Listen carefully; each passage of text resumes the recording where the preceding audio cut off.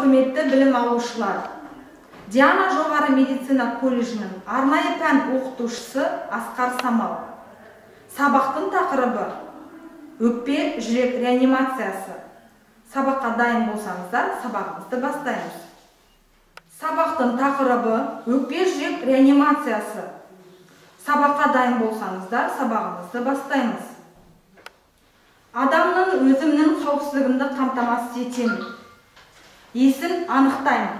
Сіз мені естіп тұрсыз ба? Сіз мені естіп тұрсыз ба? 10 секунд. Бірінші, екінші саусақпен ұйқы артериясын пальпациялаймын. 10 жақтан 5 секунд, сол жақтан 5 секунд. Пульс жоқ. Көремін, сеземін, естимін. Көремін, тыныс экскурсиясы жоқ. Сеземін, жылуы жоқ. Естимін, тынысы жоқ. Екі қосымша белгімен анықтаймын. Көз қарашығы кенеген, тері жабындысы көгерген. Диагнозы клиникалық өлім. Жедел жәрдемге хабарласамыз. Саламатсыз ба? 53 жастағы ер адам кенеттен аялдамада есінен танып қалды. Реанимобильді шақырамыз.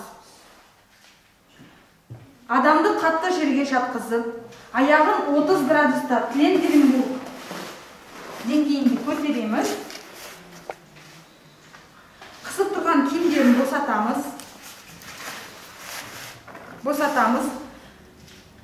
Аяғымызды иық деңгейінде, кеуденің 3/1 бөлігіне, қолымыздың тенері мен гипотенері көбелек тәрізді қойып,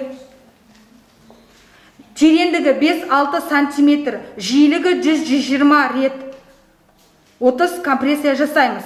1, 2, 3, 4, 5, 6, 7, 8, 9, 10, 11, 12, 13, 14, 15, 16, 17, 18, 19, 20, 21, 22, 23, 24, 25, 26, 27, 28, 29, 30.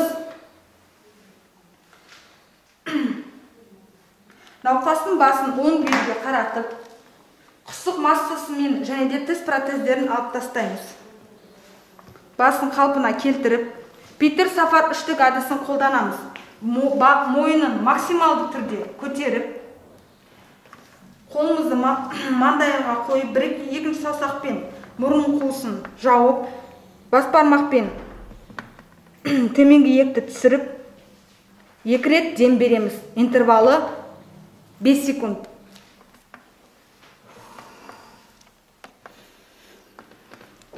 Bir, 2, 3, 4, 5.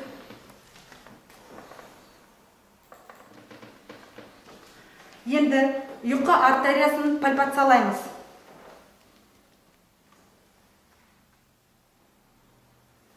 Мен жиілігі 100-120 рет 30 компрессия жасадым.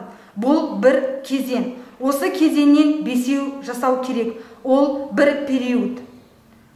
Адамның пульс пайда болды. Енді жедел жәрдем келгенше күтеміз.